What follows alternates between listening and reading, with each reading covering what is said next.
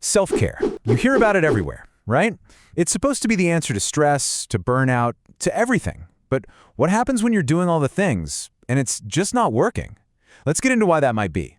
So does this sound familiar to you? You're meditating, you're drinking the water, you're trying to get to bed on time, you're doing the whole routine, and yet you're still just completely, utterly exhausted. It's that deep, bone-weary tired that just will not go away. It's so frustrating. And you know what? A lot of us are right there with you, stuck in that same cycle. Okay, so let's start with something that is absolutely crucial to hear.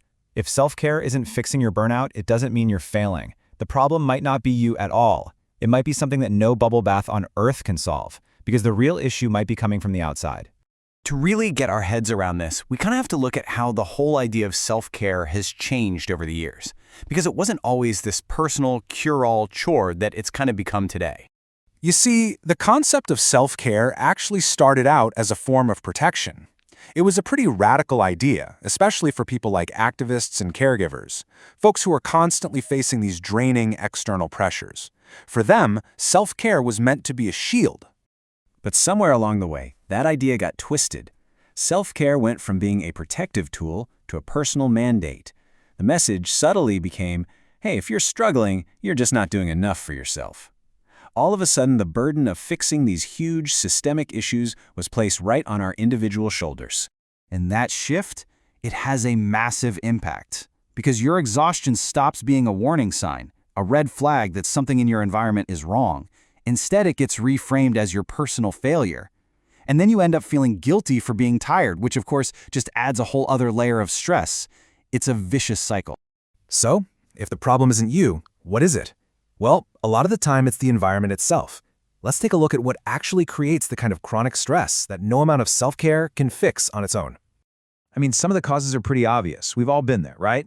Expectations that are just impossible to meet. A fundamental lack of respect. That relentless nonstop pressure to perform. And being in an environment where you just don't feel safe to be yourself or, God forbid, make a mistake. But here's the thing. Toxicity isn't always loud and in your face. Sometimes it's way more subtle, and in a lot of ways, that's even worse. It's that feeling of being constantly watched. It's the goalposts for good enough always moving. It's feeling like you're just a cog in a machine, totally replaceable. Or, and this is a big one, knowing deep down that there is just no safe way to speak up. These are the things that quietly drain your battery every single day. And this isn't just a feeling. It has a real biological impact. Your nervous system's whole job is to keep you safe. So, in environments where boundaries get ignored and mistakes are costly, it goes on high alert, and it stays there. When you never feel fundamentally safe, your body literally can't switch into rest and repair mode. So genuine recovery becomes almost impossible. So this brings us to a really critical question. We know that self-care can feel good in the moment.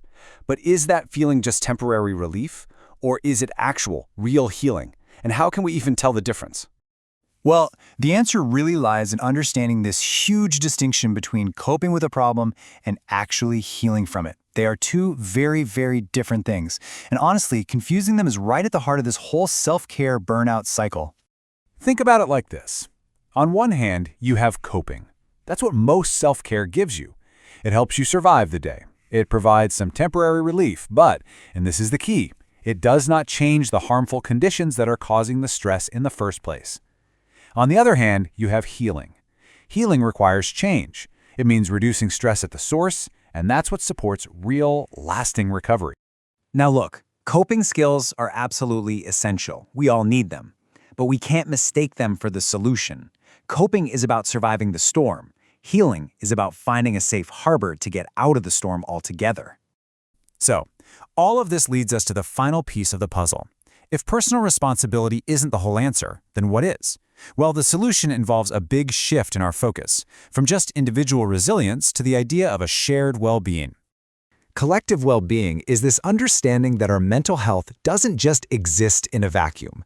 It's deeply shaped and supported by the systems we are a part of. Our workplaces, our families, our communities. They all play a huge role in either draining us or lifting us up. So what does a supportive environment actually look like? It's built on things that sound simple but are incredibly powerful. Fair rules, respectful communication, demands that are actually realistic, and having a real voice in the decisions that affect you. These aren't just nice-to-haves. They are the absolute foundation of a healthy system. And the result is so powerful. When our environments actually get healthier, that frantic, desperate need for self-care just to survive, it starts to go away. Self-care can finally become what it was always meant to be, a way to actually thrive, not just a way to patch yourself up so you can get through another day of battle. So this brings us to a fundamental reframing of the whole issue. We've been taught for so long to ask ourselves, how can I tolerate this better? How can I be more resilient? But maybe, just maybe, that's the wrong question entirely. The truly powerful question, the one that can actually change things, is this: what needs to change in this environment so it stops hurting people? This simple question shifts the entire focus from fixing the person to fixing the problem. It's a move from just tolerating to actively changing. So, if your self-care routine isn't enough, please remember this: you are not the problem. True well-being isn't a choice between personal care and a healthy environment. It happens right where they meet, where our efforts to care for ourselves are supported by humane, respectful, and safe conditions. And no bubble bath in the world can ever replace that.